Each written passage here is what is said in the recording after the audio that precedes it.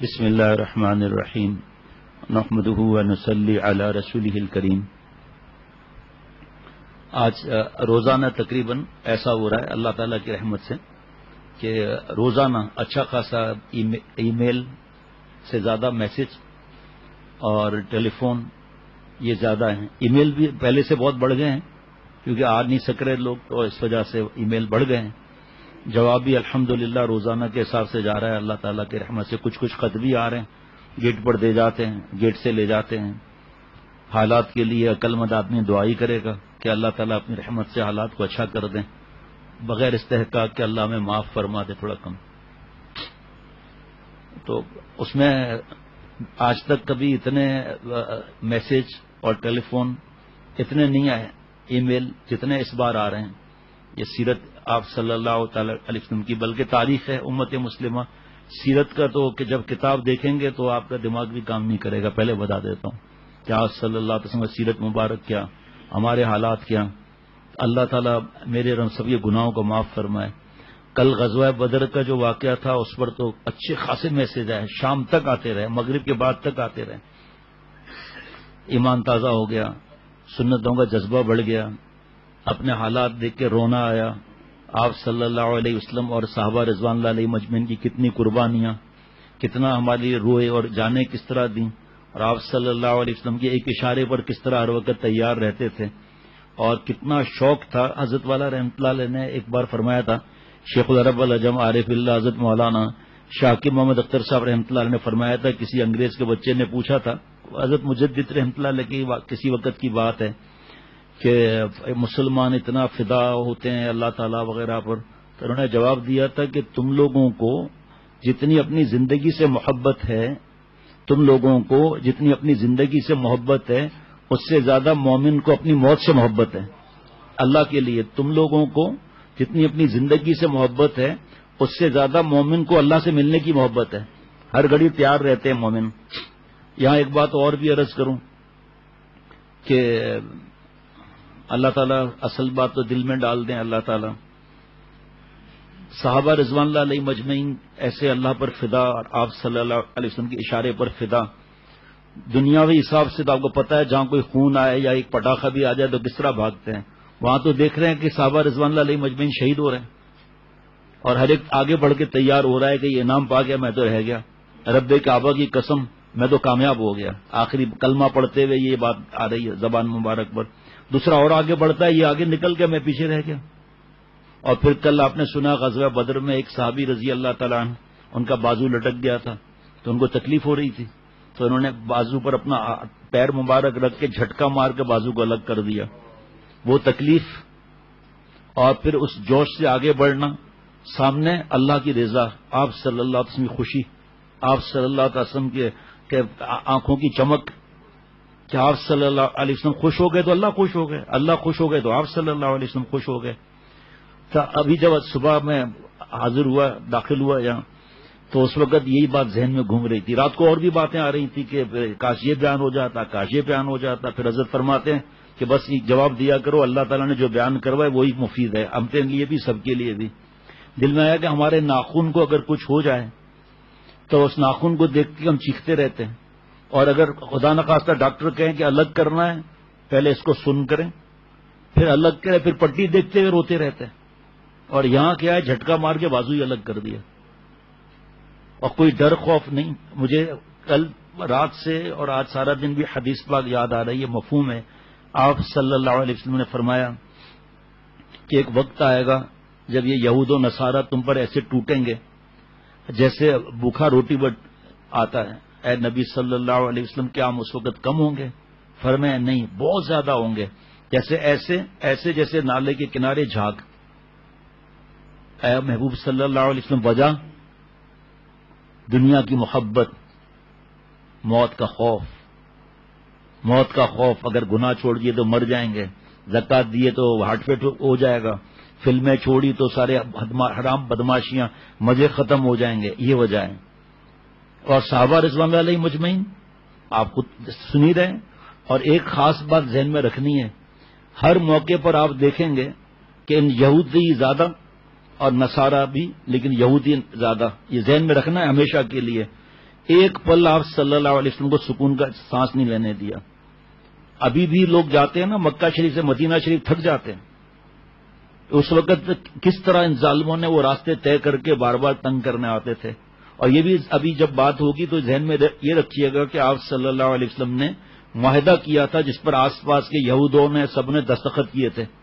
یاد ہوگا نا وہ معاہدہ جس میں آپ صلی اللہ علیہ وسلم کے پاس سب آئیں گے، ہم مدد کریں گے، کسی دشمن کو نہیں گھسنے دیں گے. ہر موقع پر بدعہدی، ہر موقع پر تکلیف پہنچانا، ہر موقع پر آپ صلی اللہ علیہ وسلم کو پریشان کرنا، اور سب آپس میں کہہ رہے ہیں حق یہی. ایک ہماری چودراہٹ ختم ہو جائے گی بھائی. ہم کو لوگ جو پوچھتے ہیں کہاں پوچھیں گے. اور آج تک ان کا یہی عمل ہے، آج تک یہی عمل ہے، مسلمانوں کو شہید کرنا، عورتوں کو بیوہ کرنا. آپ کو پتا ہے ہمارے یہاں سیاست ویاست کوئی کام کی چیز نہیں الحمدللہ، لیکن جو حق بات ہے اور ہم چمچے ان کے ساتھ ساتھ ہر بات میں ان کے. صرف زبان سیکھنا صرف نہیں ہوتا، زبان سیکھیں منع نہیں ہے، لیکن زبان کے ساتھ اس کی ثقافت بھی آ جاتی ہے، اور اس کو عبور حاصل کرنے کے لیے ان کے واقعات اور اخباریں بھی پڑھنی پڑتی ہیں. آستے آستے مسئلہ ہو جاتا ہے. اللہ تعالیٰ اپنی رحمت سے مجھے اور سب کو اس کی سمجھ عطا فرمائے، عقل سلیم، قلب سلیم، فہم سلیم عطا فرمائے.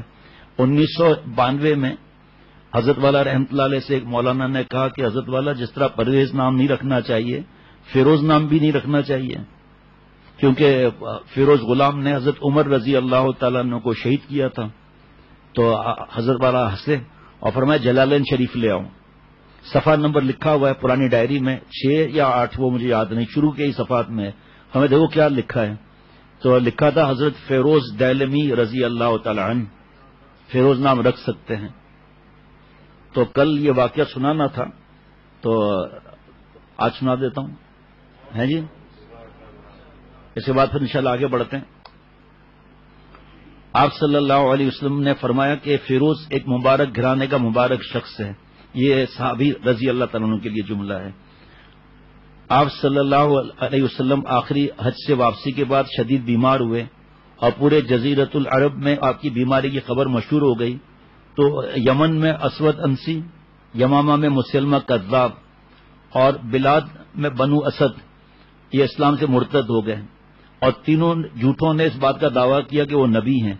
بالکل اسی طرح اپنی اپنی قوم کی طرف نعوذ باللہ رسول بنا کر بھیجے گئے ہیں، جس طرح حضور صلی اللہ علیہ وسلم کو قریش کی طرف نبی بنا کر بھیجا گیا. حالانکہ آپ صلی اللہ علیہ وسلم پورے دنیا کے لیے رحمت اللہ عالمین بنا کر بھیجے گئے. اسود انسی ایک جادوگر، کاہن، شرپسد، طاقتور شخص تھا. اس کے علاوہ وہ نہایت فصیح اور بلیغ اور جادو بیان مقرر تھا.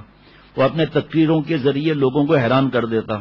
وہ اتنا چالاک تھا کہ اپنی بے بنیاد اور جھوٹی باتوں کے سہارے عوام کے جذبات سے کھیلنے اور خواص کو مال و دولت اور عزت اور مرتبے کی طلب پر ابھارنے کی پوری قدرت رکھتا تھا.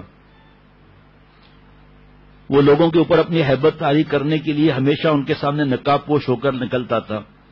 اس وقت یمن پر ان لوگوں کی حکومت تھی جو ایران کو چھوڑ کر مستقل طور پر یمن آباد ہو گئے تھے. میں تاریخی چیزیں یہاں نہیں بتانا چاہتا. اور ان کے سربراہ صحابی رسول صلی اللہ علیہ وسلم حضرت فیروز دیلمی رضی اللہ تعالیٰ عنہ تھے. یہ وہ لوگ تھے جو اپنے آبا و اجداد ان کے ایرانی تھے.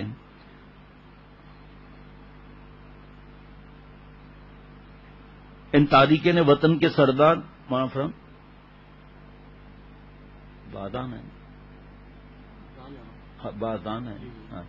بادان ظہور اسلام کے وقت شاہ ایران کی طرف یمن کے حاکم تھے. جب رسول اللہ صلی اللہ علیہ وسلم کی سچائی اور ان کی دعوت کی برتری ان پر اپنے واضح ہو گئی تو انہوں نے ایران کے بادشاہ کی اطاعت کا پھندا اپنے گردن سے اتار پھینکا اور اپنے قوم سمیت اللہ کے دین میں داخل ہو گئے. اس کے بعد آپ صلی اللہ علیہ وسلم نے ان کے منصب کو برقرار رکھا، یہاں تک کہ اسود انسی کے جھوٹے دعوے نبوت سے کچھ عرصے قبل ان کا انتقال ہو گیا، جن کو آپ صلی اللہ علیہ وسلم نے رکھا تھا.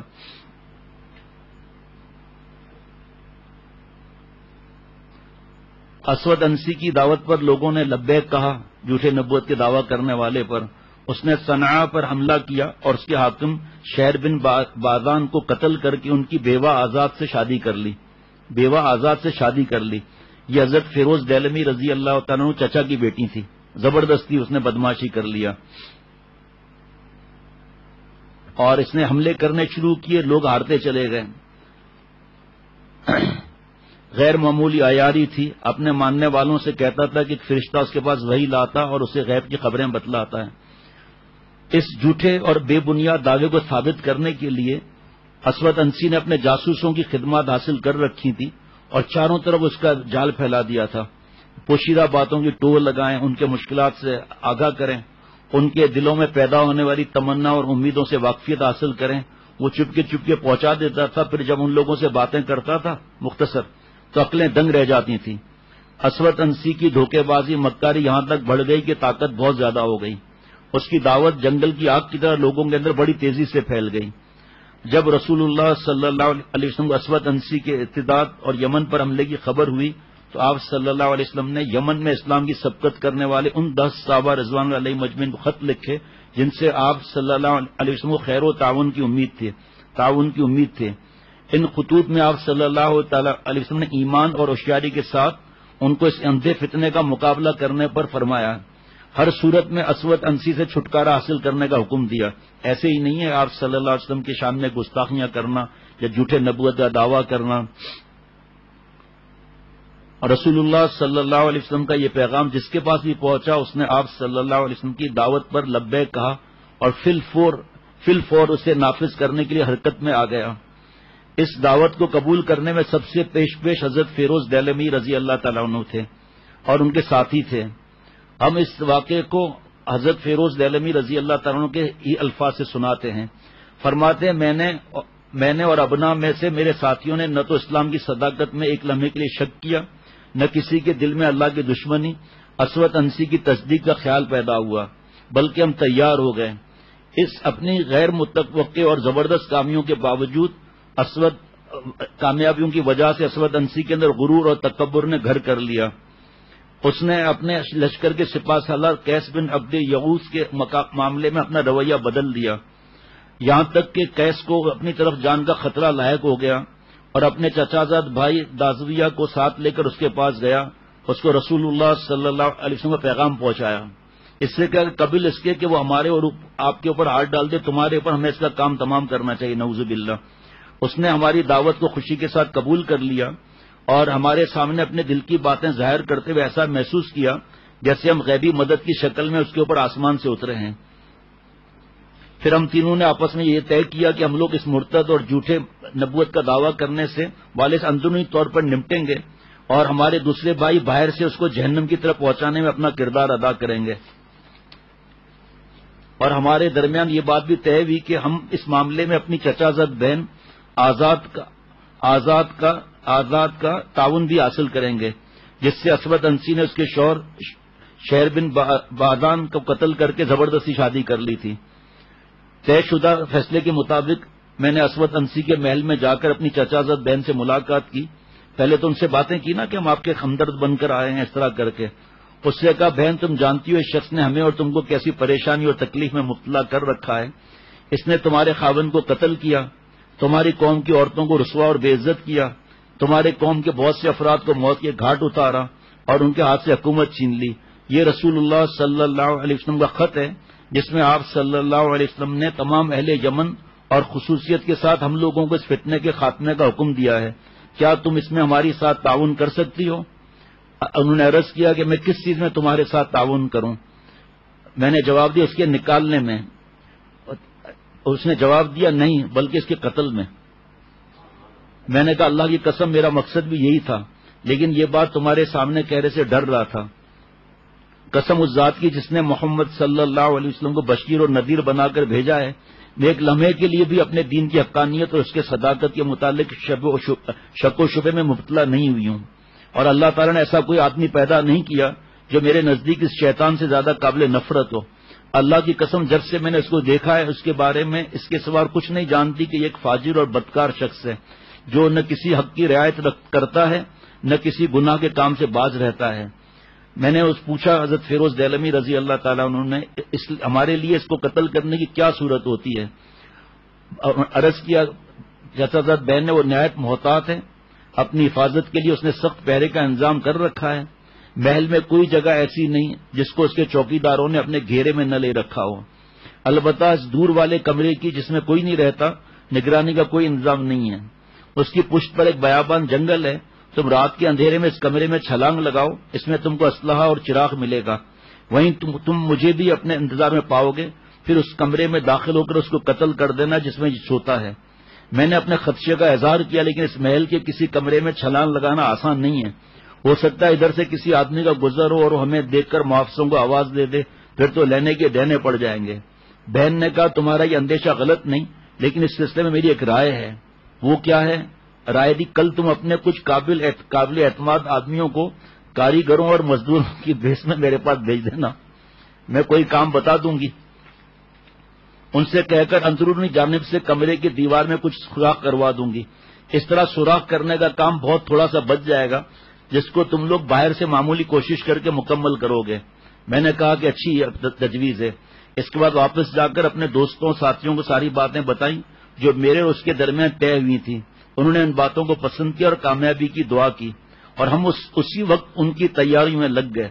ہم نے اپنے معاونین میں سے خاص مسلمانوں کو خفیہ لفظ بتایا، ان کو تیار رہنے کی تاکید کی، اور ہم نے اس کے لیے صبح کا وقت طے کیا۔ جب رات کی تاریکی پورے ماحول پر پھیل گئی تو وقت مقرر پر میں اپنے دونوں ساتھیوں سمیت چھلانگ لگانے کی جگہ پہنچ گیا۔ ہم اس دیوار کو مکمل کھود کر کمرے میں داخل ہو گئے اور چراغ روشن کر کے ہتھیار سنبھالا جو رکھ دیا تھا، اور اس اللہ کے دشمن کے خاص کمرے کی طرف چل پڑے۔ میری چچا کی بیٹی پہلے ہی سے اس کے دروازے پر کھڑی تھی، اس نے مجھے اشارہ کیا اور میں بے دھڑک اس میں داخل ہو گیا۔ وہ گہری نیند میں خرانٹے لے رہا تھا۔ میں نے تلوار کی دھار اس کے گردن پر رکھ کر زور لگایا۔ پہلے تو وہ بیل کی طرح ڈاکرا آیا، پھر ذبح شدہ اونٹ کی طرح تڑپا۔ محافظوں نے اس کی آواز سنی تو یہ کہتے ہوئے اس کی بستر کی طرف دوڑے، کمرے کی طرف، یہ کیسی آواز ہے؟ میری چچا کی بیٹی ان کو واپس بھیجتے ہوئے کہا، کچھ نہیں، اللہ کے نبی پر وحی نازل ہو رہی ہے، تم لوگ اپنی جگہوں پر واپس جاؤ۔ اس کے بعد ہم لوگ محل کے اندر ہی رہے۔ جب صبح طلوع ہوئی تو میں نے ایک دیوار پر چڑھ کر اذان دینا شروع کر دی، اللہ اکبر اللہ اکبر، اذان دینا شروع کر دی۔ اور پھر اس کے اذان کے بعد ہمارا خفیہ جملہ تھا، وہ زور سے اعلان کیا، وَأَشْهَدُ أَنَّ الْأَسْوَدَ الْعَنْسِيَّ كَذَّابٌ، یہی خفیہ لفظ تھا۔ اس کو سنتے ہی مسلمان ہر طرف سے محل کی طرف بڑھے اور محافظ اذان کی آواز سن کر اس کی طرف لپکے اور دونوں فریق آپس میں ٹکرا گئے۔ پھر میں نے اسود انسی کا سر دیوار سے نیچے پھینک مارا، جس کو دیکھ کر اس کے حامی کمزور پڑ گئے، ان کی ہمتیں ٹوٹ گئیں، اور مسلمانوں نے نعرہ تکبیر کے ساتھ دشمنوں پر ایک زوردار حملہ کر دیا، اور طلوع آفتاب سے پہلے ہی سارا معاملہ نپٹ گیا۔ دن ہوا تو ہم نے رسول اللہ صلی اللہ علیہ وسلم کی خدمت میں اللہ کے دشمن کے قتل کی خوشخبری پر مشتمل ایک خط بھیجا۔ جب قاصد یہ بشارت لے کر مدینہ پہنچا تو معلوم ہوا کہ آج رات کو آپ صلی اللہ علیہ وسلم نے پردہ فرما لیا۔ ساتھ ہی ان کو یہ بات بھی معلوم ہوئی کہ وحی کے ذریعے آپ صلی اللہ علیہ وسلم کو اسود انسی کے قتل کی بشارت اسی رات مل گئی تھی جس میں وہ قتل کیا گیا۔ آپ صلی اللہ علیہ وسلم نے فرمایا صحابہ رضوان علیہ مجمعین سے کہ اسود انسی کو گزشتہ رات قتل کر دیا گیا، اس کو ایک مبارک گھرانے کے مبارک شخص نے قتل کیا۔ جب آپ صلی اللہ علیہ وسلم سے دریافت کیا گیا کہ اے اللہ کے رسول صلی اللہ علیہ وسلم وہ کون شخص ہے، تو آپ صلی اللہ علیہ وسلم نے فرمایا فیروز، پھر فرمایا فاز فیروز، فیروز کامیاب ہو گیا۔ اب یہ بات کتنے عرصے سے حضرت والا سے سنی ہوئی تھی، کتنے عرصے سے، وہ پرانی ڈائری میں نکلا جب یہ میں نے کہا اس میں بھی اس نے نہ کر دیا مولانا نے پرانے پرچے، میں نے کہا یہ تو پرچے آ جائیں گے اس میں، بات میں اب مختصر لکھی ہوئی ہے۔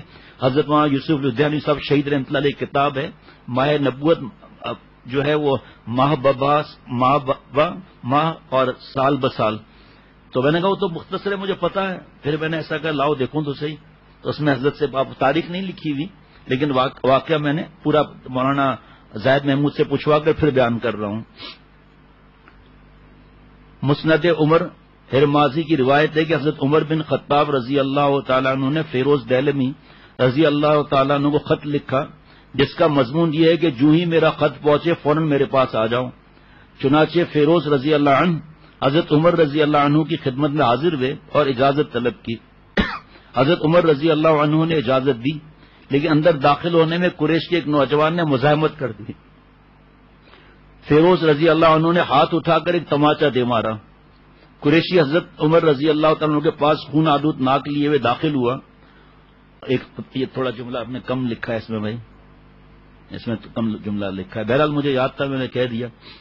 قریشی حضرت عمر رضی اللہ عنہ کے پاس خون آلود ناک لیے داخل ہوا۔ حضرت عمر رضی اللہ عنہ نے پوچھا یہ کس نے کیا؟ جواب دیا فیروز دیلمی نے، اور وہ دروازے پر کھڑے ہیں۔ حضرت عمر رضی اللہ عنہ نے فیروز رضی اللہ عنہ کو داخل ہونے کی اجازت دی، وہ اندر داخل ہوئے۔ حضرت عمر رضی اللہ عنہ نے پوچھا اے فیروز یہ کیا معاملہ ہے؟ جواب دیا امیر المومنین آپ نے مجھے داخل ہونے کی اجازت دی اور اسے اجازت نہ دی، وہ میری اجازت سے قبل داخل ہونا چاہتا تھا، تو پھر مجھ سے وہی ہوا جس کی آپ کو خبر ہوئی، اقرار کر لیا کہ میں نے مارا ہے۔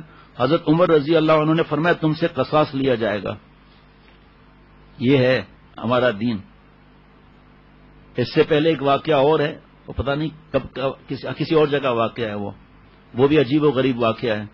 تو وہ ایک مسلمان تھا، اس نے جو ہے وہ اٹھا کے ٹکرایا اس سے، عمرہ کر رہا تھا، تو اس کا پیر آ گیا، وہ بہت بڑا تھا، مالدار آدمی تھا، پیر آ گیا تو اس کی لنگی کھل گئی طواف میں ہی، تو اس نے مارا خوب ان کو۔ حضرت عمر رضی اللہ تعالیٰ کے پاس واقعہ آیا، حضرت عمر رضی اللہ تعالیٰ نے فرمایا بدلہ لینا پڑے گا، تمہیں بھی اسی طرح مارے گا یہ۔ بہت کوشش کی، فرمایا نہیں، کہا پھر مجھے رات کو مہلت دے دیں آپ سوچ لوں، میں کہا سوچ لوں، بھاگ گیا جا کے یہودیوں سے مل گیا جا کر۔ فیروز رضی اللہ عنہ بولے کیا اس کے سوا کوئی چارہ کر ہے؟ فرمایا اس کے سوا کوئی چارہ کر نہیں۔ فیروز رضی اللہ عنہ گھٹنوں کے بل بیٹھ گئے اور نوجوان قصاص لینے کے لیے کھڑا ہو گیا۔ حضرت عمر رضی اللہ عنہ نے لڑکے سے کہا اے نوجوان ذرا ٹھہرو تاکہ میں تمہیں ایک حدیث سناؤں جو میں نے رسول اللہ صلی اللہ علیہ وسلم سے سنی ہے۔ چنانچہ آپ صلی اللہ علیہ وسلم نے ایک صبح فرمایا آج رات اسود انسی کذاب قتل کر دیا گیا ہے، اسے بندہ صالح فیروز دیلمینی نے قتل کیا ہے۔ اے نوجوان یہ سن لینے کے بعد بھی تم اس شخص سے قصاص لینے کے لیے آمادہ ہو؟ نوجوان بولا میں نے یہ سننے کے بعد اسے معاف کر دیا۔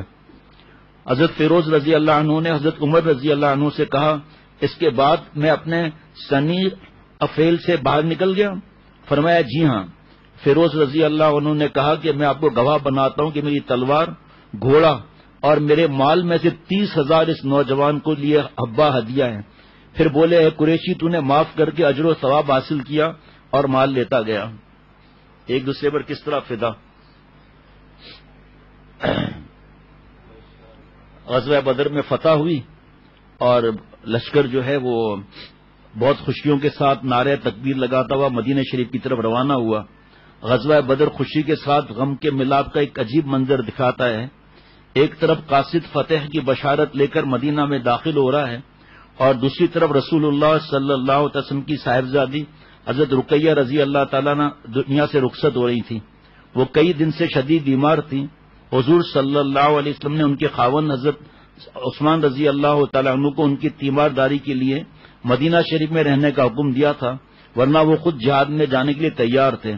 نبی اکرم صلی اللہ علیہ وسلم تکبیر بلند کرتے صحابہ رضوان اللہ علیہ مجمعین کے ساتھ مدینہ منورہ میں داخل ہوئے تو آپ کی لاڈلی بیٹی کو بقیع کی ٹھنڈی خاک میں دفن کیا جا رہا تھا۔ کہ عمل دیکھیں، اتباع دیکھیں۔ اس دوران جب مدینے کے باشندے فاتح لشکر کا نہایت گرم جوشی سے استقبال کر رہے تھے تو ایک خبر سنی اور سنائی جا رہی تھی جو جزیرت العرب سے باہر کی دنیا میں بھی کسی کایا پلٹ سے کم نہیں تھی۔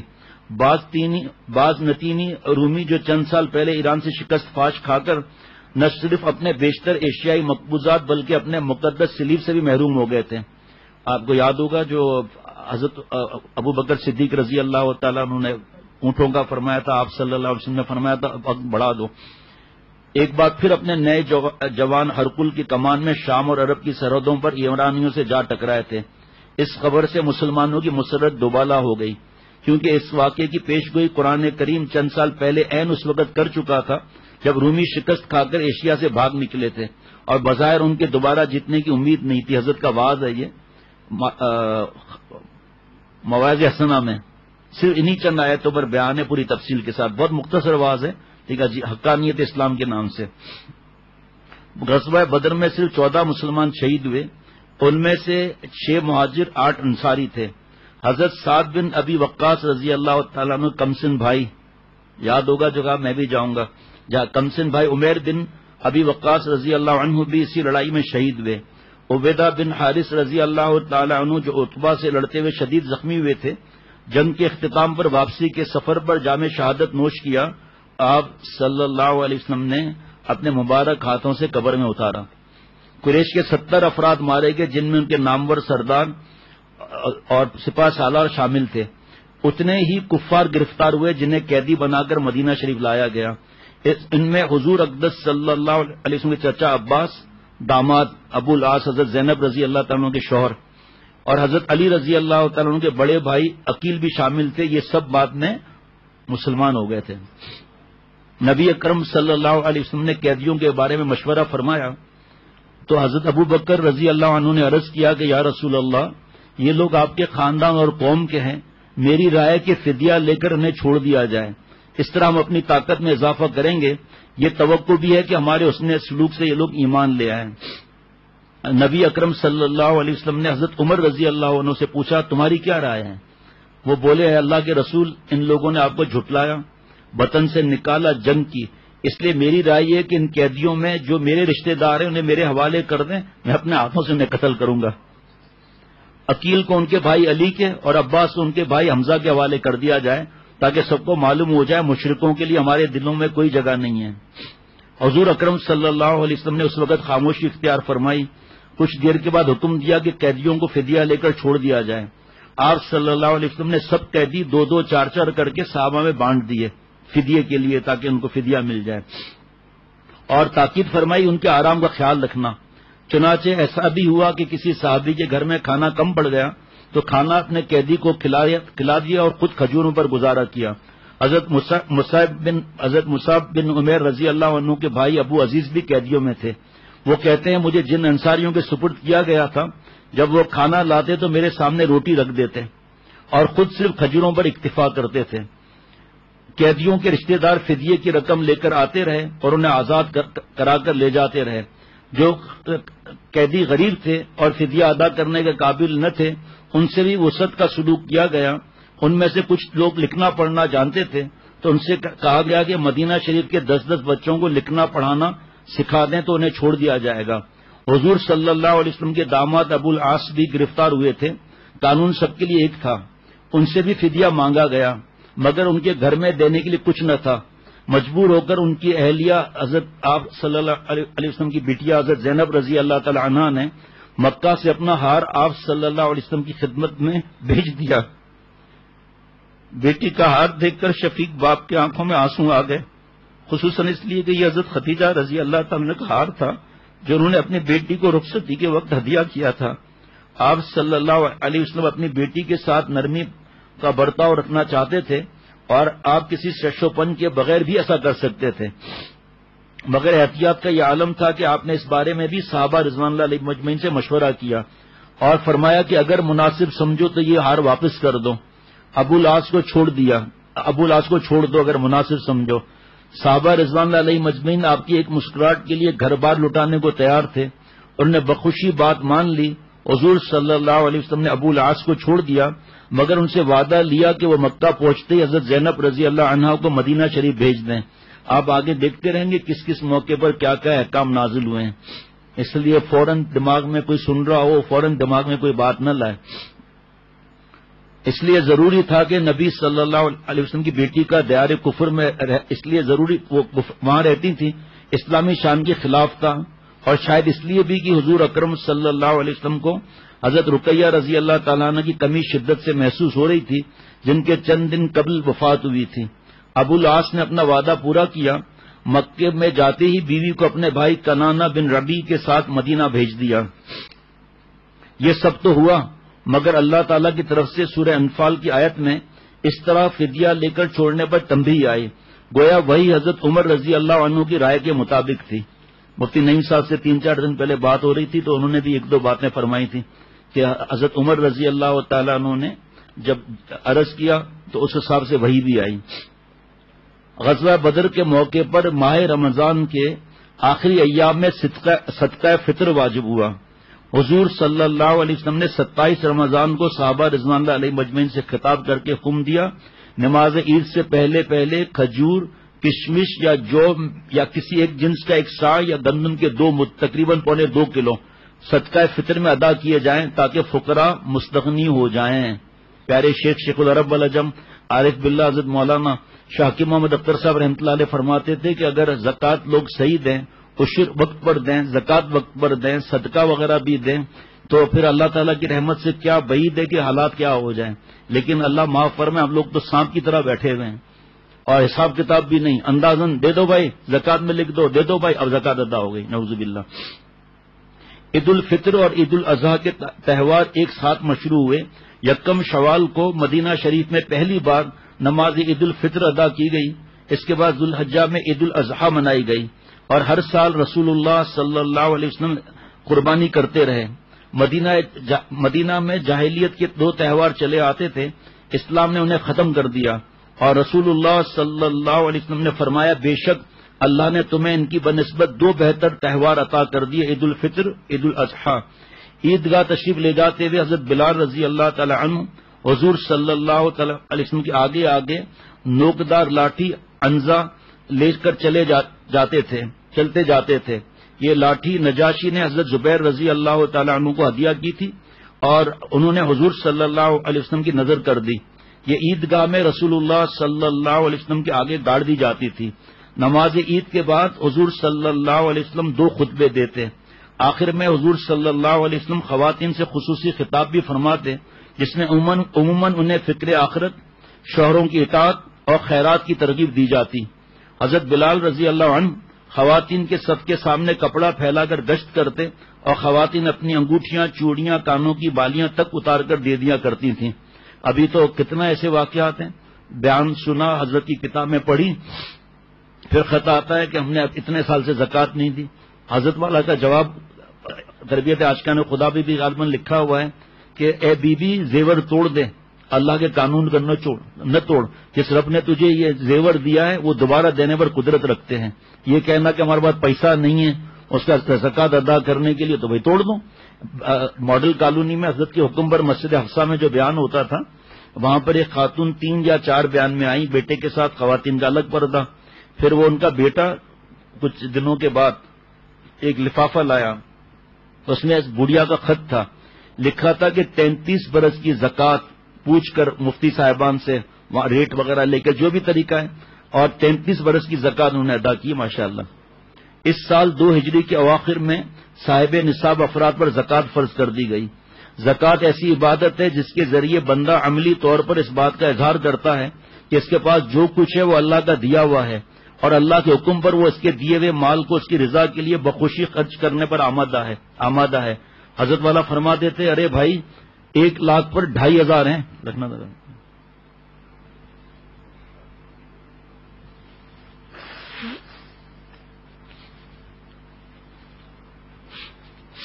2500 پر روتے ہوں اور 97,500 جو باقی ہیں اس پر نظر نہیں پڑتی۔ تو یہ اللہ تعالیٰ کو خوشی کے لیے حیات المسلمین میں چند احادیث مبارکہ لکھی ہیں زکوٰۃ نہ دینے کے بارے میں وعید ہیں، جس میں ایک یہ بھی ہے، مفہوم عرض کرتا ہوں کہ جو سونا چاندی ہوتے ہوئے زکوٰۃ نہیں دیتا تو اس کی تختیاں بنائی جائیں گی اور گرم کر کے ڈالی جائیں گی پیشانی پر، کندھوں پر، وہ ٹھنڈی ہو جائیں گی، پھر گرم کر کے ڈالی جائیں گی۔ سانپ کا مجھے نام یاد نہیں ہے، بہت زہریلا سانپ ہے، اس کو ڈھنک مارے گا اس کو، اور پھر مرنے کے بعد کیا ہوگا؟ جہاں دین کی سمجھ نہیں ہے وہ تو جھگڑے ہوتے رہیں گے، جہاں دین کی سمجھ بھی ہے وہ تقسیم ہو جائے گا۔ ایسے واقعات 2-3 آئے حضرت کے زمانے میں کہ والد نے زکوٰۃ ادا نہیں کی، زکوٰۃ ہوتے ہوئے زکوٰۃ ادا نہیں کی، اس کا انتقال ہو گیا، بیٹوں میں جائیداد تقسیم ہوئی، تو حکم تو یہ ہے کہ جتنا قرضہ ہو اس کو اتار دیا جائے، باقی جو بچے جو فدیے کی نصیحت کی بس جو بھی ہے مسائل علماء بتائیں گے۔ تو جو اس کے ذمے ہے نہیں دی زکوٰۃ، تو زکوٰۃ کس طرح دینی ہے، لکھنا وغیرہ کچھ بھی نہیں، تو ان لڑکوں نے جائیداد تقسیم کر دی، آپس میں جائیداد تقسیم کر دی، اور زکوٰۃ بس جو دیں گے، وہ جب والد صاحب نے زندگی میں زکوٰۃ نہیں دی تو اولاد کہاں سے دے دیں گے، وہ بھی تقسیم کر لی آپس میں کہ یہ زکوٰۃ تم دیا کرو گے۔ اور عجیب بات ایک بتاؤں اس موقع کی، یہ اس سے تو مناسبت نہیں ہے لیکن بہت ضروری بات ہے، ہمارے یہاں حضرت والا سے ملنے کے بعد الحمدللہ اللہ نے بہت سی چیزوں سے اللہ نے بچایا، اللہ بچایا بیوی۔ ایک ہمارے یہاں خرچی کہتے ہیں، جو نیوتا بھی کہا جاتا ہے، اس کو لکھا جاتا ہے اور اس کے بھائی فلانے نے 500، اس زمانے میں 10 روپے. حضرت والا کے ملاقات سے 5-8 سال پہلے غلام محمد بھائی اور اقبال بھائی کو جو 10 روپے ملے تھے نا، وہ لینے آئے میرپور خاص سے کہ تمہارے وہ 10 روپے دیے تھے ابھی تک ملے نہیں ہمیں واپس. چاہے کرایہ اس وقت چاہے 30-40 روپے بھر کے آئے ہوں گے. اس طرح تو وہ قرضہ ہوا نا، وہ کیونکہ واپسی کا ہے نا، تو قرضہ ہوا. اور بغیر شرعی عذر قرضہ لینا اور قرضہ ادا نہ کرنا، کیونکہ جب شادی ہوگی جب دیا جائے گا نا، اس کا تو انتقال ہو گیا. تو انہوں نے وہ خرچی جو ہے نا، یہ تو ہمارے علاقے کی بات ہے، وہ جو خرچی واپس میں تقسیم کر دی کہ یہ دینا ہے یا نہیں کی وہ مجھے یاد نہیں. والد صاحب کے انتقال کے بعد ان کے شادی ہوئی، وہ آئے گا بھائی یہ 500 روپے یا 800 روپے، یہ 5-6 رقم آپ کی ہمیں ملی نہیں، ہمارے یہاں شادی ہوئی. تو بدتمیز کہتا ہے کہ تم نے دیا کس کو تھا یہ خرچی؟ ہمارے یہاں خرچی بولتے ہیں. تو کہ تمہارے والد صاحب کو دی تھی، مجھے تو نہیں دی تھی نا. کبھی شادی تو بھائی سوال یہ ہے کہ آپ نے مجھے دی تھی؟ نہیں. ایسا بدتمیز کہتا ہے جاؤ قبرستان جا کر لے لو. ہم سمجھتے ہیں بس بیانات کر لیے باقی سب چھٹی، کوئی ایسی بات ہی نہیں ہے. واقعی ایک ایک سانس اللہ تعالیٰ پر فدا کرنا، وہ سب اس میں سنت بھی آ جائے گی، شریعت کی اتباع بھی آ جائے گی. مال کی محبت طبعی طور پر انسان میں موجود ہے، مگر جب یہ بڑھ جائے تو پھر یہی بوجھ بن جاتی ہے. زکوٰۃ اس زہریلے مادے کی اخراج کا بہترین ذریعہ ہے. زکوٰۃ کے ذریعے معاشرے کے پریشان حال اور ضرورت مند لوگوں کی امداد ہوتی ہے. محتاج اور بے کس افراد اپنے پیروں پر کھڑے ہو جاتے ہیں. وہی جب دیا جائے تو والی بات ہے نا. زکوٰۃ معاشرے میں دولت کے پھیلاؤ کو روک کر اسے نچلے طبقات تک پھیلا دیتی ہے. اور ابھی کیا ہے، امیر امیر تر، غریب غریب تر. اللہ ہم سب کی حفاظت فرمائے. ابھی جو ہے وہ کل یا پرسوں میں نے عرض کیا تھا کہ کسی کے حالات کیا ہیں، کسی کے کیا حالات ہیں، اور جس کو دیکھو راشن پہنچاؤ راشن پہنچاؤ. میں نے کہا بھائی ہمارے کو یہ پریشان مت کریں آپ، راشن پہنچاؤ راشن پہنچاؤ. ابھی ایسے ایسے واقعات ہیں کہ راشن گھر میں موجود ہے، دوائی کے پیسے نہیں. ابھی 1 یا 2 گھر تھے یا 3 یا 2 مجھے یاد نہیں، ان کا راشن کا مسئلہ تھا. اللہ تعالیٰ نے پہلے ہی دیتے آ رہے ہیں، لیکن ابھی تھوڑا زیادہ تھا تو اللہ نے توفیق عطا فرمائی. ان کو آئے ہی نہیں لینے کے لیے. ان کو پیغام بھیجا کہ بھائی آپ تو کہہ رہے تھے راشن کی پریشانی ہے، راشن آئے ہی نہیں. کہا کہ وہ کرائے کے پیسے نہیں ہیں. اب ہمارے پاس رکھے کھانے کے، ان کو دے دیں ہم کھانے کے، جس نے جس مد میں دیا ہے. لیکن ہم جب دوپہر کو بیٹھا تھا، میں کھانے پر ہم بیٹھے تھے تو مفتی نعیم صاحب کو یہ باتیں بتا رہا تھا. تو مفتی نعیم صاحب نے فرمایا کہ یہ بالا کوٹ کا زلزلہ آیا تھا، اس وقت جو بھی حالات ہوئے، جیسے بھی ہوئے، لوٹ مار بھی ہوئی. اور اس دن مفتی صاحب فرما رہے تھے کہ چوڑیاں پہنی ہوئی تھی، ان ظالموں نے بازو کاٹ کے چوڑیاں اتاری ہیں. ایسے ایسے حالات، ظالموں کو رحم نہیں آیا، رحم نہیں آیا. اچھا، اور ایسے موقع پر جی وہ یہ پہنچاؤ وہ پہنچاؤ. لیکن جس کام سے اللہ تعالیٰ خوش ہوں اور آپ صلی اللہ علیہ وسلم خوش ہو، ہے دین کا کام. اور لائنیں لگی ہوئی ہیں، پتہ نہیں کتنی بڑی بڑی لائنیں لگی ہوئی ہیں، پیشاور کھڑے ہوئے ہیں، دھکے آ رہے ہیں، اور رش وہاں رش لگا ہوا ہے، کوئی مسئلہ نہیں. لیکن مدارس جہاں سے دین پھیلا، جو ہم تک دین آیا، اور آگے کے معاملات ہیں، اب یہ مسجدیں بند ہیں، مدرسے بند ہیں. کسی کو اگر آتے تھے جمعے کی نماز میں دل میں ہمت بھی دے دیا، دیکھا کہ مدرسہ کھلا ہوا ہے، وہاں جا کر بیٹھا ہوا آدمی، ان کو دے دیا. اب یہ وہ تو بند ہے. اس کی طرف سوچنے والے کتنے ہیں؟ یہ تو کھانے پینے کے لیے تو لائن لگی ہوئی ہے لوگوں کی. او بھائی اتنے کو راشن دو، اتنے کو راشن دو، وہ پیسے بھیج رہے ہیں، وہ پیسے بھیج رہے ہیں. منع نہیں ہے، ایسی سفید پوش ہیں، منع نہیں ہے سفید پوش کا دھیان جا کر. لیکن جو آئے بس لائنیں لگی ہوئی ہیں، کون آ رہا ہے اور آپ کیا، اس بار تو مجھے نہیں پتا، اس سے پہلے ایسے واقعات آئے، موویاں بن رہی ہیں، موویاں بن رہی ہیں، ہم نے اتنے کو دیا اتنے کو دیا. تو مدارس بند ہیں، مساجد بند ہیں، کون اس طرف دھیان دینے والا؟ ابھی اتنا اسٹاک تھا ہمارے پاس حضرت والے کتابوں کا، وہ اچھا خاصا نکلا. اب آگے 11 شعبان 12 شعبان ہو گئی ہے ابھی تاریخ، پھر رمضان شریف کتنا قریب ہے اور مدارس بند ہیں. اللہ تعالیٰ مجھے اور سب کو دین کی سمجھ عطا فرمائے. حضرت والا رحمۃ اللہ علیہ کے وقت کی بات یاد آ رہی ہے. یہ قرآن شریف، شہید قرآن شریف پر 8-8 10-10 بچے پڑھ رہے ہیں. فرمایا جو قرآن شریف ہدیہ کرے ایسے علاقوں میں، آپ بتاؤ اللہ اور حضور صلی اللہ علیہ وسلم کو کیا پسند آئے گا؟ یہ جو دین کے لیے اتنی تکلیفیں اٹھا رہے ہیں آپ صلی اللہ علیہ وسلم، اور اتنے صحابہ کو زخم لگ رہے ہیں، شہید ہو رہے ہیں، کس لیے؟ اللہ کا دین پورے دنیا میں پھیل جائے. اس کا پیارے شیخ فرماتے ہیں جو فرماتے تھے کہ تمہارے خاندان میں کوئی اگر بہت مسکین ہے، بہت ایسا ہے، اس کو زکوٰۃ دے دو، پہلے اس کا حق ہے، لیکن اس کے بعد سب سے بڑھ کر اور سب سے بہترین جگہ مدارس ہیں، کیونکہ وہاں سے آپ صلی اللہ علیہ وسلم کو خوشی ہوگی، دین پھیل رہا ہے، حدیث پاک کے شاگرد پیدا ہو رہے ہیں، دنیا بھر میں پھیل رہے ہیں، ملک بھر میں پھیل رہے ہیں، اس طرف دھیان نہیں ہوتا۔ جیسے ہمارے یہاں ہے زیادہ تو وہ ہے شعبہ نشر و اشاعت کا زیادہ ہے، پھر ماشاءاللہ پتہ ہوا کا، پھر یہ ساتھ ساتھ یہ سب اصلاح کا معاملہ۔ ابھی ایک مدرسے کا مجھے کل پتہ چلا، میں مفتی صاحب کو بتا رہا تھا کہ ان کے پاس تنخواہوں کے پیسے ہی نہیں ہیں۔ اب یہ آپ سوچ لو آگے کا پھر کیا معاملہ ہے۔ بڑے بڑے سیٹ صاحب بتا رہے ہیں پیسے ہیں پارٹیوں پر ہیں، تنخواہ کس طرح دیں؟ میں نے کہا بھائی کچھ دے سکتے ہیں؟ کل تو انہوں نے کہا آدھی تنخواہ دے سکتے ہیں۔ میں نے کہا آدھی تو دو نا بیچاروں کو بھائی۔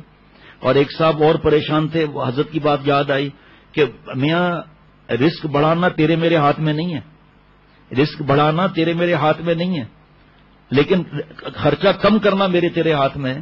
آج ہماری نعوذ باللہ یہ حالات پر نظر دیکھ کر اپنے مال پر نظر آ جائے کہ ہمارے پاس مال ہے، ہم یہ کر لیں گے وہ کر لیں گے۔ نوٹ ایک رئیس آدمی تھے، ہر وقت بس پیسہ پیسے وہ کھینچتا ہے۔ اس نے بیسمنٹ میں اسٹرانگ روم بنایا ہوا تھا جس میں سونا چاندی زیورات یہ چیزیں تھی، اور چومنا ڈالر کو پاؤنڈ کو آنکھوں سے پیسہ ہی پیسہ ہے۔ اور خادم سے کہا تھا جب دروازہ بند ہونے کا آواز آئے تو نمبر گھما دینا۔ پیارے شیخ فرماتے ہیں کہ ایک تیزی سے ہوا آئی، جھٹکا لگا، دروازہ بند ہو گیا، خادم نے نمبر گھما دیا، یہ ڈالر پاؤنڈ کو چوم رہا ہے، اور جناب وہ سونے چاندی بس سب کچھ جو کچھ ہے پیسہ ہے، جو کچھ ہے پیسہ ہے۔ اکڑ ایک صاحب اور تھے، ان کے کینسر ہو گیا معدے میں، 2 چمچہ صبح 2 چمچہ شام قیمے کا پانی ابلا ہوا وہ اس کو پینا پڑتا تھا ورنہ آنتیں پھٹ جاتی ان کی۔ تو پھر اس کے بعد بھوک بھوک بھوک بھوک، آخر اٹھا دروازہ بند۔ اب اسٹرانگ روم کی آواز کہاں جائے اوپر؟ اب جناب وہ چیخیں مار مار کر چیخیں، اب آؤ پاؤنڈ کھاؤ، آؤ ڈالر کھاؤ، آؤ چاندی پیو، سونا کھاؤ۔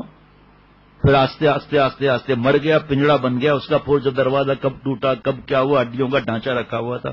اس پر حضرت مجذوب رحمۃ اللہ علیہ کے اشعار بھی میں نے ان سے کہا تھا پڑھنے کے لیے کہ جگہ جی لگانے کی یہ دنیا نہیں ہے، جگہ جی لگانے کی یہ دنیا نہیں ہے، یہ عبرت کی جا ہے تماشا نہیں ہے۔ میں نے ان سے کہا بھائی اب گھبراؤ مت، خرچہ تو فوراً کم کر دیں، ہم لوگ خرچے تو فوراً کم کر دیں، بس رات دن ایک ہی بات ہے، یہاں یہ ہو گیا یہاں یہ ہو گیا۔ ابھی ایک بہت بڑا خاندان ہے، بہت بڑا خاندان ہے، ان کی بلڈنگ ہے ان کی خاندان کی، تو کل مجھے رات کو پتا چلا کہ وہ چھت پر سب نماز پڑھ رہے ہیں، پورے گھر کے افراد اتنے سارے۔ تو پھر ایک ایسی خوشخبری سنی، اتنا مزہ اب تک آ رہا ہے کہ آپ پوچھو مت۔ پہلی دفعہ ان کے خاندان میں رسول اللہ صلی اللہ علیہ وسلم کی نظر میں دنیا کی حقیقت ہر نماز کے بعد پڑھی جا رہی ہے۔ پہلی دفعہ بتا رہے تھے، کچھ لوگ بتا رہے تھے اتنا مزہ آ رہا ہے، سب باتیں پہلی دفعہ سنی ہیں۔ بدر کے فتح نے پورے عرب میں مدینے والوں کی دھاک بٹھا دی۔ اس فتح سے ثابت کر دیا تھا کہ دین اسلام اپنے قدم جما چکا ہے اور یہ اپنا دفاع بھی کر سکتے ہیں، اپنے مخالفین کو منہ توڑ جواب بھی دے سکتے ہیں۔ مٹھی بھر مسلمان کا میدان بدر میں 3 گنا دشمنوں پر غالب آنا اس بات کا ثبوت تھا کہ آسمانی مدد ان کے ساتھ ہے۔ اس واقعے نے عرب میں ایک بڑے انقلاب کا نکارہ بجا دیا تھا جس کی آواز دور دور تک سنی گئی۔ ادھر مسلمان شاداں اور فرحاں تھے اور ادھر مکہ کے گھر گھر میں ماتم برپا تھا۔ ابو لہب اس شکست کی خبر سن کے 9 دن بعد مر گیا۔ قریش نے بدر کے مقتولین کا انتقام دینے کے لیے قسمیں کھائی۔ اب وقت تو اگر بڑھائیں گے تو ظاہری بات ہے بہت دیر ہو جائے گی، کیونکہ نماز دیر سے بھی تو پھر وقت اسی وقت پر ہوگا۔ امیہ بن خلف کا بیٹا صفان اپنے باپ کے قتل پر اتنا غضبناک تھا کہ اس نے اپنے دوست عمیر بن وہب کو زہر آلود خنجر دے کر نبی اکرم صلی اللہ علیہ وسلم کو قتل کرنے مدینہ روانہ کر دیا۔ یہ الگ بات ہے کہ نبی اکرم صلی اللہ علیہ وسلم نے اسے دیکھتے ہی بتا دیا کہ تم نے اور صفان بن امیہ نے مل کر مجھے قتل کرنے کا منصوبہ بنایا ہے۔ عمیر نے یہ معجزہ دیکھنے کے بعد ایمان لانے میں ذرا پسو پیش نہ کی۔ سبحان اللہ۔ بس ایک ہی واقعہ سنا سکتا ہوں اس وقت۔ اب یہ جو حضرت عمیر بن وہب رضی اللہ تعالیٰ عنہ جو بعد میں ہو گئے، وہ واقعہ سنو، حضور صلی اللہ علیہ وسلم کو جو پتہ چلا۔ بس یہی ایک واقعہ سنا دیتا ہوں. اور 2 صحابہ رضوان اللہ علیہم اجمعین کے واقعات جو ہمارے حافظ ڈاکٹر شفقت بھائی کہہ رہے تھے کہ یہ تو تاریخ ہے، لیکن جب اسوہ حضور اکرم صلی اللہ علیہ وسلم اور سیرت نبی صلی اللہ علیہ وسلم جب شروع ہو تو اس وقت کیا حال ہوگا. تو میں نے بتایا مولانا سہیل میاں نے مجھے 2 واقعات بھی دیے، وہ میں نے انشاءاللہ تعالی. حضرت عمر بن خطاب رضی اللہ تعالیٰ عنہ نے فرمایا مجھے عمیر بن وہب اپنے بعض بیٹوں سے بھی زیادہ محبوب ہو گئے.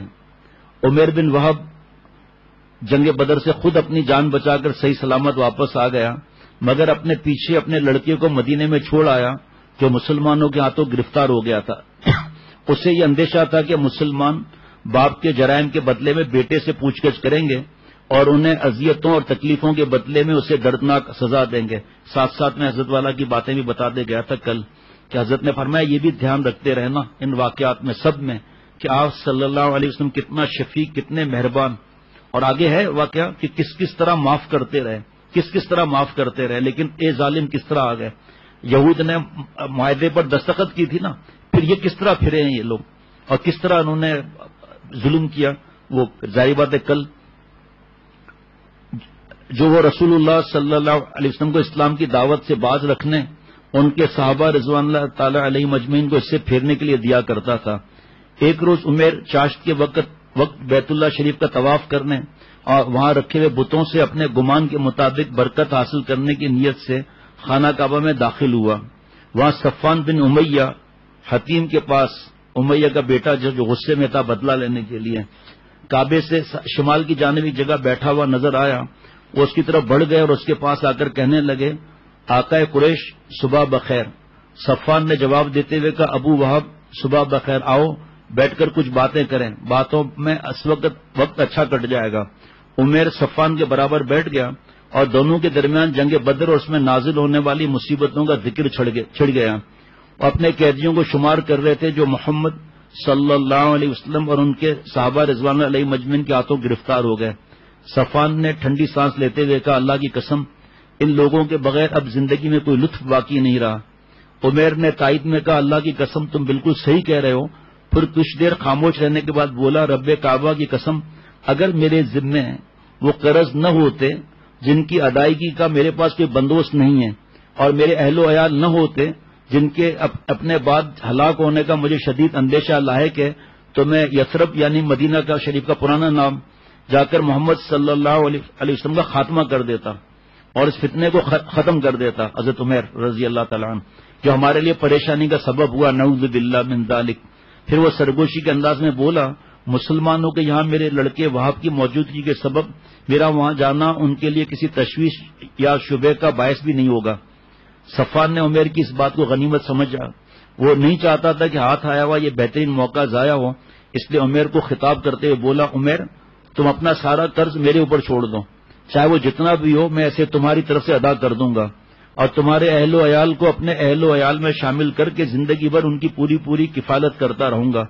میرے پاس جو دولت ہے وہ ان سب کے گزر بسر کے لیے کافی ہے، وہ اس سے خوشحالی اور فراخی کے ساتھ زندگی گزار سکتے ہیں. عمیر نے صفوان کو رازداری کی تاکید کرتے ہوئے کہا ہماری اس آپس کی گفتگو کا اپنے تک ہی محدود رکھنا، دوسرے کو آگاہ بھی نہ کرنا. صفوان نے کہا میں تمہارے لیے اس کا ذمہ لیتا ہوں. عمیر مسجد سے اٹھ کر باہر آیا. اس کے دل میں رسول اللہ صلی اللہ علیہ وسلم کے خلاف بغض اور کینے کی آگ بھڑک رہی تھی. وہ اپنے ناپاک منصوبے کی تکمیل کے لیے ضروری انتظامات میں مشغول ہو گیا. کسی کو بھی نہیں بتایا، کسی کو شبہ بھی نہ ہو. عمیر نے اپنی تلوار کی دھار تیز کرنے اور اس کو زہر میں بجھانے کا حکم دیا. پھر اس نے اپنے سواری کی اونٹنی طلب کی. وہ تیار ہو کر اس کے سامنے لائی گئی اور زہر لگا ہوا تلوار پر. اپنے دل میں بغض اور دشمنی اور شر فساد کے ناپاک جذبات لیے مدینے کی سمت چل پڑا. عمیر مدینے پہنچا اور اس نے رسول اللہ صلی اللہ علیہ وسلم کو قتل کرنے کے ارادے سے مسجد کا رخ کیا نعوذ باللہ من ذالک. جب وہ مسجد کے دروازے کے پاس پہنچا تو اس نے اپنی اونٹنی کو بٹھایا اور اس سے نیچے اتر آیا. اس وقت حضرت عمر بن خطاب رضی اللہ تعالیٰ عنہ چند صحابہ رضوان علیہ مجمعین کے ساتھ مسجد کے دروازے کے قریب ہی بیٹھے ہوئے آپس میں جنگ بدر اور اس میں قتل ہونے والے قریشیوں اور ان کے قیدیوں کا تذکرہ کر رہے تھے. وہ مہاجرین اور انصار کے کارناموں کو یاد تازہ کر رہے تھے، اللہ تعالیٰ کے احسان کو یاد کر رہے تھے. اور جس رب نے دشمنوں کی ذلت آمیز شکست کی شکل میں ان پر عذاب نازل فرمایا۔ اچانک حضرت عمر رضی اللہ تعالیٰ عنہ کی توجہ بدلی اور ان کی نظر عمیر بن وہب پر پڑی، جو اپنے سواری سے اتر کر تلوار لٹکائے مسجد کی طرف جا رہا تھا۔ یہ منظر دیکھ کر گھبرا اٹھے اور یہ کہتے ہوئے بھاگے، یہ کتا اللہ کا دشمن عمیر بن وہب ہے، اللہ کی قسم یہ کسی برے ارادے سے آیا ہے، اللہ کی قسم یہ کسی برے ارادے سے آیا ہے۔ یہی مکہ میں مشرکین کو ہمارے خلاف بھڑکاتا تھا اور جنگ بدر سے پہلے ہمارے خلاف جاسوسی کیا کرتا تھا۔ پھر انہوں نے اپنے ساتھ بیٹھے ہوئے لوگوں سے فرمایا، تم لوگ فوراً رسول اللہ صلی اللہ علیہ وسلم کے پاس پہنچ جاؤ اور آپ صلی اللہ علیہ وسلم کو چاروں طرف سے گھیرے میں لے لو اور ہوشیار رہنا کہ یہ خبیث مکار کوئی دھوکہ نہ کر دے۔ پھر وہ خود لب کے حضور صلی اللہ علیہ وسلم کی خدمت میں پہنچے۔ کیا کل غزوہ بدر کی بات پر جو دوستوں نے رات میسج بھیجے، وہ تصور میں جو واقعات آ رہے تھے نا، یہ بھی کیسا ماشاءاللہ۔ اے اللہ کے رسول صلی اللہ علیہ وسلم، یہ اللہ کا دشمن عمیر جو تلوار سے مسلح ہو کر آیا ہے، مجھے یقین ہے یہ ضرور کسی برے ارادے سے آیا ہے۔ رسول اللہ صلی اللہ علیہ وسلم نے ان کی یہ باتیں سن کر فرمایا، ایسے میرے پاس لے آؤ۔ حضرت عمر رضی اللہ تعالیٰ عنہ نے عمیر کے پاس پہنچے اور اس کو گریبان سے پکڑ لیا، پھر اس کی گردن کو تلوار کے تسمے میں پھنسا کر رسول اللہ صلی اللہ علیہ وسلم کے پاس لائے۔ حضور صلی اللہ علیہ وسلم نے اس کو اس حال میں دیکھا تو فرمایا، عمیر قریب ہو جاؤ۔ پھر آپ صلی اللہ علیہ وسلم نے عمیر کی طرف متوجہ ہوتے ہوئے اسے اور قریب آنے کا اشارہ کیا۔ اس نے آپ صلی اللہ علیہ وسلم کے نزدیک جا کر جاہلیت کے طریقے سے سلام کیا۔ آپ صلی اللہ علیہ وسلم نے فرمایا کہ اے عمیر، اللہ تعالیٰ نے ہم کو تمہارے سلام سے بہتر سلام سے نوازا ہے، اللہ تعالیٰ نے ہم کو اس سلام سے نوازا ہے جو اہل جنت کا طریقہ سلام ہے۔ عمر نے کہا، واللہ آپ ہمارے طریقہ آداب سے زیادہ دور نہیں، ابھی کچھ دن پہلے آپ کے سلام کرنے کا بھی یہی طریقہ تھا۔ آپ صلی اللہ علیہ وسلم نے دریافت فرمایا، اے عمیر تم یہاں کس غرض سے آئے ہو؟ عمیر نے بہانہ بنایا اور کہا، اس قیدی کی رہائی کی امید لے کر آیا ہوں جو آپ کے قبضے میں ہے، آپ اس کو رہا کر کے میرے اوپر احسان کیجیے۔ آپ صلی اللہ علیہ وسلم نے اس کے دل کا چور پکڑتے ہوئے فرمایا، پھر تمہارے گردن میں یہ تلوار کیسی لٹک رہی ہے؟ اس نے ایک اور پردہ ڈالنا چاہا، اللہ ان تلواروں کا برا کرے، کیا جنگ بدر کے روز یہ ہمارے کسی کام آ سکی؟ آپ صلی اللہ علیہ وسلم کو اس کی بات پر اعتبار نہیں کیا اور فرمایا، اے عمیر سچ سچ بتاؤ تمہارے یہاں آنے کا مقصد کیا ہے؟ اس نے ایک بار پھر سفید جھوٹ بولا، میں واقعی صرف اسی کام سے آیا ہوں۔ رسول اللہ صلی اللہ علیہ وسلم نے اس کی سازش کا راز فاش کر دیا، فرمایا کہ نہیں، صحیح بات یہ کہ تم اور صفوان بن امیہ حجر اسود کے پاس بیٹھے تھے اور تم نے قریش کے ان مقتولین کا ذکر کیا جو بدر کے گھڑے میں ڈال دیے گئے تھے۔ پھر تم نے کہا کہ اگر میرے اوپر قرض کا بوجھ اور اہل و عیال کی کفالت کی ذمہ داری نہ ہوتی تو میں یثرب میں جا کر محمد صلی اللہ علیہ وسلم کا کام تمام کر دیتا، نعوذ باللہ من ذالک۔ تو صفوان نے اس شرط پر کہ تم مجھے قتل کر دو گے، تمہارے قرضوں کی ادائیگی اور تمہارے اہل و عیال کی کفالت کی ذمہ داری اپنے سر لے لی، لیکن یاد رکھو تمہارے اور تمہارے ناپاک ارادے کے درمیان اللہ تعالی حائل ہے۔ یہ سن کر تھوڑی دیر کے لیے عمیر بن وہب بالکل ہکا بکا رہ گیا، پھر بول اٹھا، میں گواہی دیتا ہوں کہ واقعی آپ اللہ کے رسول ہیں صلی اللہ علیہ وسلم۔ یا رسول اللہ، ہم آپ کے بیان کردہ آسمانی خبروں اور آپ کے اوپر نازل شدہ وحی کو نہیں مانتے تھے، لیکن میرے اور صفوان کے مابین طے شدہ اس منصب کو میرے اور اس کے علاوہ کوئی نہیں جانتا تھا۔ اللہ کی قسم اب مجھے اس بات کا یقین ہو گیا کہ ہمارے خفیہ منصوبے کی خبر اللہ تعالیٰ نے آپ کو دی ہے۔ اللہ کا شکر ہے کہ وہ مجھے یہاں کھینچ لایا تاکہ مجھے دولت ایمان سے سرفراز فرمائے۔ پھر وہ کلمہ شہادت پڑھتے ہوئے دائرہ اسلام میں داخل ہو گئے۔ تب رسول اللہ صلی اللہ علیہ وسلم نے صحابہ رضوان اللہ علیہ مجمعین سے فرمایا، اپنے بھائی کو دین سکھاؤ، اسے قرآن کی تعلیم دو، اس کے قیدی کو آزاد کر دو۔ حضرت عمیر بن وہب رضی اللہ تعالی عنہ کے اسلام لانے پر تمام صحابہ رضوان اللہ علیہ مجمعین بہت خوش ہوئے، یہاں تک کہ حضرت عمر رضی اللہ تعالی عنہ نے فرمایا، جس وقت عمیر بن وہب رسول اللہ صلی اللہ علیہ وسلم کے پاس آیا تھا وہ میرے نزدیک خنزیر سے بھی بدتر تھا، لیکن آج وہ مجھے میرے بعض بیٹوں سے بھی زیادہ محبوب ہے۔ حضرت عمیر مدینہ شریف میں رک گئے، وہاں رک کر اسلامی تعلیمات کے ذریعے اپنے لیے رہنمائی حاصل کرتے، قرآن کے نور سے اپنے دل کو منور کرتے اور اپنی زندگی کے بارونق اور مطمئن ترین ایام گزارتے۔ اس مدت کے دوران صفوان بن امیہ اپنے دل کو جھوٹی امیدوں سے بہلاتا رہا، جب بھی اس کا گزر قریش کے مجلسوں کی طرف ہوتا وہ ان کو خوشخبری کہتے ہوئے بتاتا ان قریب تمہارے پاس ایک ایسی اہم اور خوشخبری آنے والی ہے جو بدر کے حادثے کے اثرات کو تمہارے دلوں سے مٹا دے گی. لیکن جب اس کا انتظار بہت لمبا ہو گیا تو آہستہ آہستہ پریشانی بے چینی میں بڑھنے لگی اور لمحہ بلمحہ اس کی بے قراری اور پریشانی میں اضافہ ہوتا گیا، گویا جیسے وہ آگ کے انگاروں پر لوٹ پوٹ ہو رہا ہو. وہ مدینے کی طرف سے آنے والے ہر مسافر سے حضرت عمیر بن وہب رضی اللہ عنہ کے بارے میں دریافت کرتا، مگر کسی کے پاس اس کے سوال کا تسلی بخش جواب نہیں ہوتا. آخر ایک مسافر نے آ کر یہ اس کو اطلاع دی کہ عمیر نے تو اسلام قبول کر لیا. یہ خبر صفوان بن امیہ پر بجلی بن کر گری، کیونکہ اس کو اس بات کا پکا یقین تھا عمیر ہرگز اسلام قبول نہیں کر سکتا، چاہے روئے زمین پر بسنے والا ہر شخص مسلمان ہو جائے. ادھر حضرت عمیر رضی اللہ تعالیٰ عنہ برابر اپنے دین کا علم حاصل کرتے رہے، جب تک ممکن ہو سکا اپنے رب کے کلام کو حفظ کرتے رہے. پھر ایک روز رسول اللہ صلی اللہ علیہ وسلم کی خدمت میں حاضر ہو کر عرض کیا کہ اے اللہ کے رسول صلی اللہ علیہ وسلم، ماضی میں ایک طویل مدت تک میں خدا کے نور کو بجھانے کی کوشش میں لگا رہا اور دین اسلام کو قبول کرنے والوں کو سخت قسم کی تکلیفیں دیتا رہا. جو بھی اسلام قبول کرتا میں اسے ہر طرح کی تکلیفیں پہنچاتا. اب میں چاہتا ہوں کہ آپ صلی اللہ علیہ وسلم مجھے مکہ مکرمہ جانے کی اجازت مرحمت فرمائیں تاکہ وہاں جا کر میں قریش کو اللہ اور اس کے رسول پر ایمان لانے کی دعوت دوں. اگر وہ میری دعوت قبول کر لیں گے تو یہ ان کے حق میں بہتر ہوگا، لیکن اگر انہوں نے میری اس دعوت کو قبول کرنے سے انکار کیا تو میں ان کو بھی بت پرستی اور انکار اسلام کے جرم میں ویسے ہی تکلیفیں دوں گا جیسے اصحاب رسول صلی اللہ علیہ وسلم کو اسلام قبول کرنے پر دیا کرتا تھا. آپ صلی اللہ علیہ وسلم نے اجازت دی اور اجازت پا کر مکہ شریف آئے اور صفوان بن امیہ کے گھر آ کر ان سے کہنے لگے، اے صفوان، تمہارا شمار مکہ معظمہ کے بڑے اور قریش کی عقل و دانش والے لوگوں میں ہوتا ہے.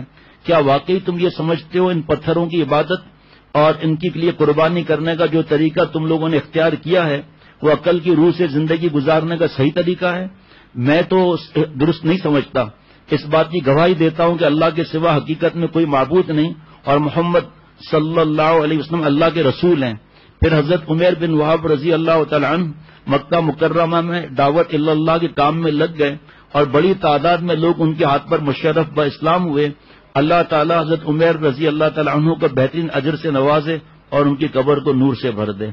ربنا تقبل منا انک انت السمیع العلیم. اللہ تعالیٰ اپنی رحمت سے مجھے اور ہم سب کو عمل والا بنا دے.